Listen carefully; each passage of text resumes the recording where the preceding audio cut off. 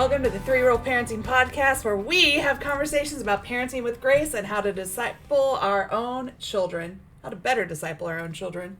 Trying. Yeah. Working on it. It's a work in progress, people. Yep, that's It'll right. be fine. No worries. I'm Pastor Melissa. I'm the lead pastor of First United Methodist Church of Cleburne, and I have a 21-month daughter named Ellis. My name's Reverend Bill, and I have a senior this year. His name is Barrett, and I have a junior, and her name is Ryan. So I have 2 high school kids. And I'm Reverend Kevin Anderson, and I have a son, Carson, who is in 10th grade, and my daughter, Courtney, is in 6th grade, so just started junior high. Love this so much. Welcome to our podcast, in which we use the frame of John Wesley's 3 general rules: do no harm, do good, stay in love with God. Welcome to episode 6. This is the way. This is the way. This is the way. It feels like we should all know what that's about, right? So no, because this is a table of nerds. This is what I was talking about. Okay. Us. Okay. So if we you're all know that. Yes, This, the 3 of us, this. we're big dorks and love Star Wars.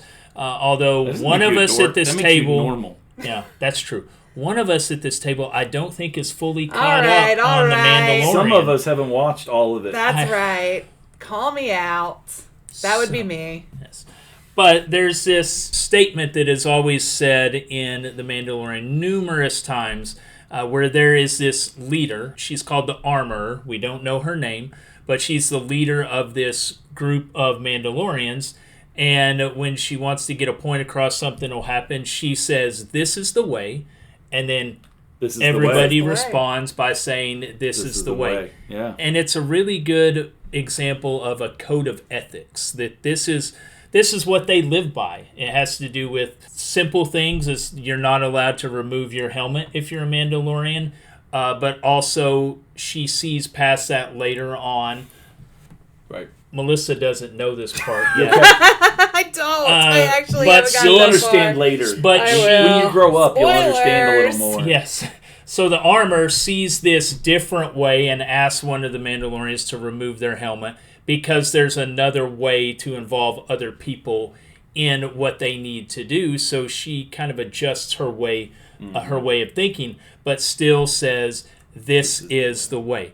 It reminds me of the book of Leviticus, where we have God giving these laws, and God says things such as, here's what you need not do. Don't steal, don't defraud your neighbor, don't put stumbling blocks in front of other people, don't render judgment, don't slander one another, and do not hold a grudge against your neighbor. So God has given all of these laws and these commands to these people so that they will follow these guidelines, these rules. And of course, they as humans, what do? They mess it up. Yeah. Obviously. They break all these laws. They do all of these things. And then God has a solution for this. And God's solution, well, Jesus comes to walk among us. Jesus comes to earth to really give us a tangible example. Like, I'm not just telling you this, but here, you can follow this example. This is Jesus. This is the Son of God. Do what Jesus says. Follow the things that Jesus tells you to do. And it's a way to give us something to model or to, I love in Philippians, to imitate Christ. Which you also have to appreciate that, like, the earliest naming of Christianity was the way. We followed the way of Jesus. It was. They still went to the synagogues, but they were those who also followed the way of Jesus. And so that's before we called ourselves Christians, we were those who followed the way. Mm-hmm. And so what does it mean for us to say, I think there's this difference between, I believe in Jesus, and I choose to follow Jesus. So is it enough to believe in Jesus? Well, it's a good start. Yeah. Right. But how do we follow Jesus? Which I think is such a Wesleyan-hearted theological question right there as well. Because, I mean, think about it. John Wesley has this great quote of, today is the day of your salvation, right? Like, every day we wake up, every day we choose if we're going to follow Jesus or not, right? Like, what spurred and changed things for John Wesley was this idea of he was sick of people just showing up on Sunday mornings, and they believed this stuff that they heard, but they weren't living it out. They weren't doing the things. And yes, even for Wesley, like there was a season of his life where he did it as like a set of rules that he needed to follow, like a checklist, like the armorer in the early days, right? You start there, but even he, would have his conversion point, his conversion moment of realizing that like there's something more to the way, which I think is more of what we encounter in the Philippians passage that you referenced for us, of that imitating. Well, and so I heard somebody, a young man at church camp this summer, one of the counselors was talking about church hurt and experiencing that in his own life as part of his testimony. And you stop and you think about, that's a real thing, and a real thing so many have experienced. I almost guarantee everybody knows somebody who used to go to church or has experienced hurt as a part of it. And you stop and you think, a place that's supposed to be centered on Christ's love and God's love, why is there so much hurt? I think this is kind of what's at the root of so much of that. We have so many of us who believe in Jesus, but even within the church aren't following Jesus. We aren't loving one another. We believe in loving each other until it asks something of us, and then we stop doing it. But you think about how to, a place that's supposed to be rooted in love and service and forgiveness and all this stuff, and then you're like, but then the experience doesn't seem to match up. And I think it's the way piece that is missing, that people have an understanding of, I believe in Jesus, or I even love Jesus, but they have no idea that they should really in their daily life be trying to follow his teaching, his example. How many times, following the way of Jesus means almost little to them. How many times do we hear that over and over again from people who are what in the church professional field we call nuns and duns, right? Nuns That's what I'm talking about. Nuns being the ones who want nothing to do with church, maybe never have been a part of church, and duns being those who've experienced church hurt, most likely, and have said, I'm done with church, right? One of the number one complaints about churches for those who are outside the church is that we're hypocritical. Of like, a lot of people who are outside of the church have no issue with Jesus. They have no issue with the teachings of Jesus. They have an issue with the people inside of the church not our lack of following the way of Jesus. They even were like, your Jesus sounds great. I think that was a Mahatma Gandhi quote. He was like, your Jesus is great. I just don't like the way your Christians follow. He's like, your Jesus is pretty awesome. The following of it leaves something to be desired. Which should be such like a gut punch for us of like, how do we then... And a challenge, right? Yeah, and then especially add that layer on top of us as parents of, if we're not doing it, how on earth do we think our kids to do it? Well, again, I've used this phrase before, but it's something I really like, and especially as part of family ministries, I try to say quite often is faith is as much caught as taught. Yeah. You can try to teach the faith, but if you're not living the way of it, you're probably not going to teach that to your children much. You can lecture, have them do Bible studies, go to church, but if they're not seeing the way practiced in a real way in your life and in your home, then likely those words at church and even in your home are going to start to fall upon deaf ears. Yep. But when they see you live it, that becomes something transformational. And I think Philippians 2 in particular is one of my favorite chapters in the Bible, and it talks about imitating Christ. It says things such as, instead of watching out for your own good, watch out for the good of what is better for others, I think is the actual term, and adopt the attitude that was in Christ. What does that look like? Well, it goes on further and says he emptied himself. Christ emptied himself, poured out into others, even to the point of death. Death on a cross. And how do we model that for our children or, nephews, nieces, younger ones in our life? How do we model that attitude of Christ? What are some ways that you've seen that? Yeah, and I think there's also an important piece that we have to talk about in this too, of it's not pouring out ourselves in a way that is letting people walk all over our boundaries and exploit and use us, because that's not the accepting way, of abuse. Yeah, because that's not the way of Jesus either, right? Because Jesus didn't let the religious teachers and authorities of the day do that to him, right? But it was he did, and it was always for the people who were left out and pushed away. Right. He poured himself out. He risked everything to eat with sinners, right? And those who were the outcasts, those who weren't welcome, right? And man, how do we show that to our kids? Well, again, I think it comes back to, I'm a big believer in this. We have to stop and think about, how am I role modeling that myself? Yeah. Where am I doing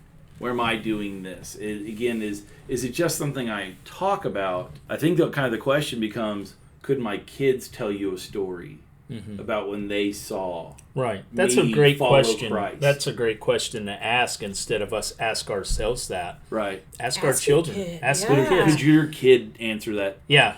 Ooh.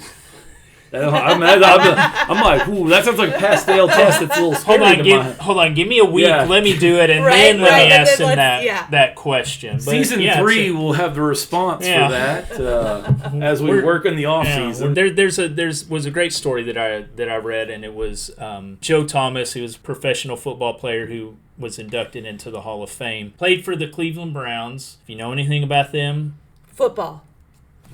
There you go. There you go. Close enough.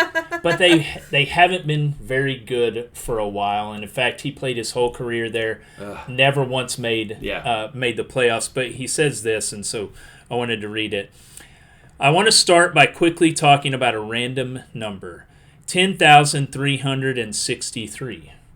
It's not too random, but that's how many consecutive snaps I had during my career, from my first snap in 2007 to my last in 2017.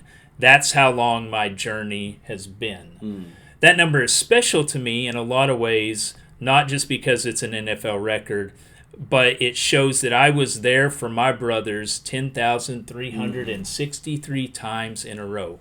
They could count on me being an offensive lineman, but also about being a servant. And then goes on to say, loyalty, consistency, doing something bigger than yourself, showing up for the person next to you. Those are the values I learned at an early age, and those are the values that I took onto the football field. So he brings this idea of, I wanted to be there for my teammates. How can we be there for our kids in showing them how to be Christ-like? How can we be there for them? 10,363 consecutive days. I don't even know how many years that's a lot. That's a lot. But how can we do that? Math. Well, it's one of the things that I like that we as a church are somewhat trying to work on, and trying to tear down the silos between adult ministries, student ministries, and children's ministries, and even going into family ministries, which I'm glad we're doing, because that's why I'm here. But one of the reasons to do that is that we wanted to get away from sending children or students to go do a student mission trip. Go out, we'll send you, but we'll send you, but only you. I've been at lots of churches where United Methodist, we have to fill out reports for everything, and there's serving and how many people served and how many hours, you have to track all that stuff. And I'd get called to the pastor's office when they're filling out what did the youth do for service? And I'd have to calculate all, and then I'd see that number become what we listed for the church. That the youth group was the only ones in the entire congregation going out and serving. And the youth service hours were the service hours of the congregation. Well, that's such a disconnect. Sending those youth on those trips does something. It's not nothing, but it's not near as powerful as the church going out. And I've loved on some of the things since coming to First United Methodist Cleburne, that we go out and do things. We've had weekend things where we've gone out, and there's children working, there's students working, there's adults working, there's older adults working. And when you're all doing it, especially for those children, they just in their mind is this thing of, this is what we do.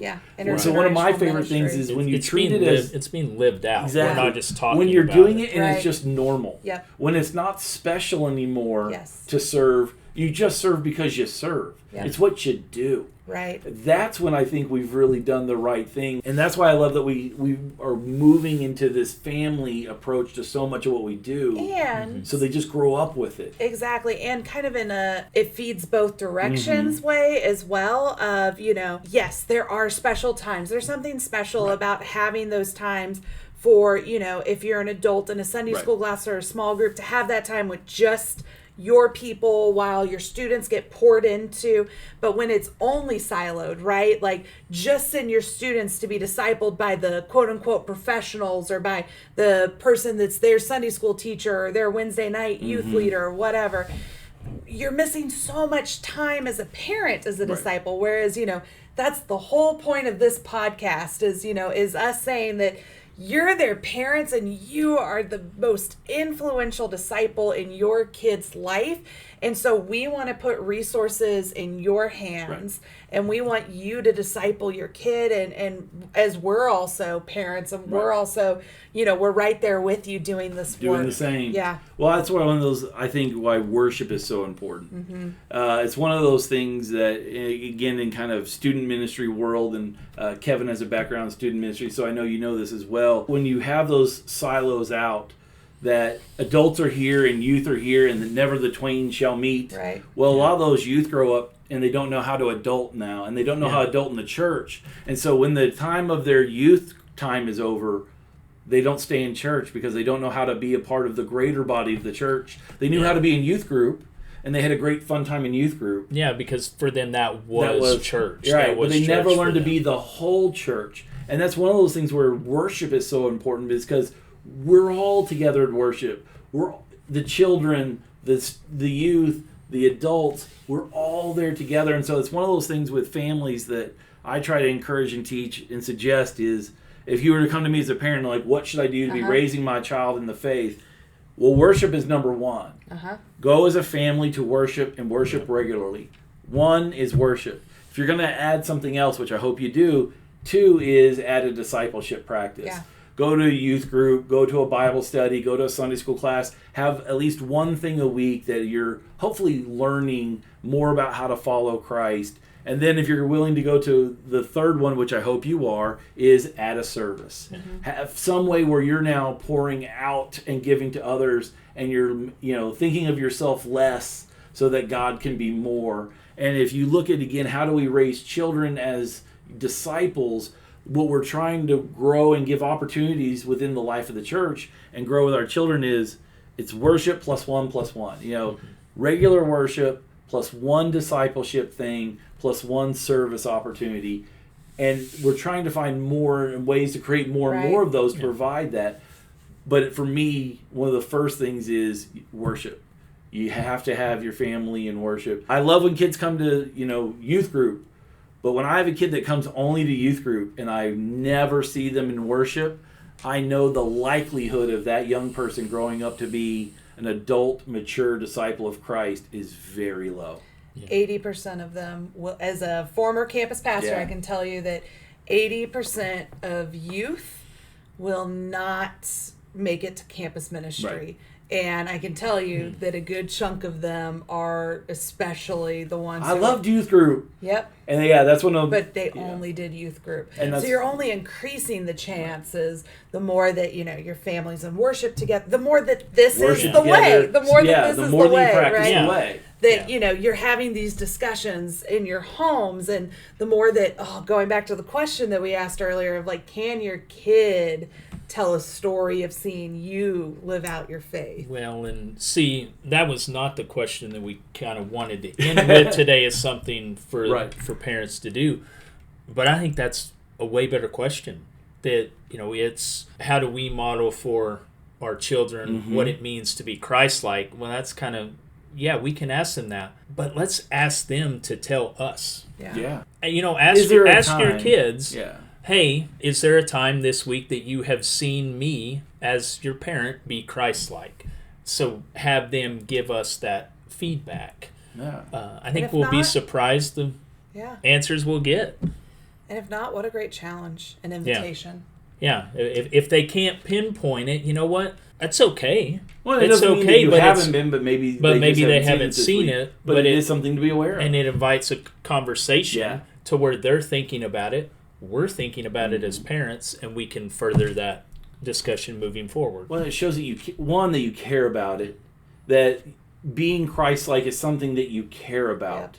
And it shows, too, that you hope they are seeing what it looks to be Christ-like. And recognizing what it is. It's kind of something we've talked about in previous things, that willingness to address our own shortcomings. Yep. That's a positive role model, and say, well, you know what? Then that's something I'm going to try to work on a little more. And to hear you say, this is so important, I'm willing to work on it, what a great teaching is that. Exactly. So now, go receive this benediction, a blessing that's meant to be lived out this week. Would you go seeking to do no harm, seeking to do good, and seeking to stay in love with God. See you next week.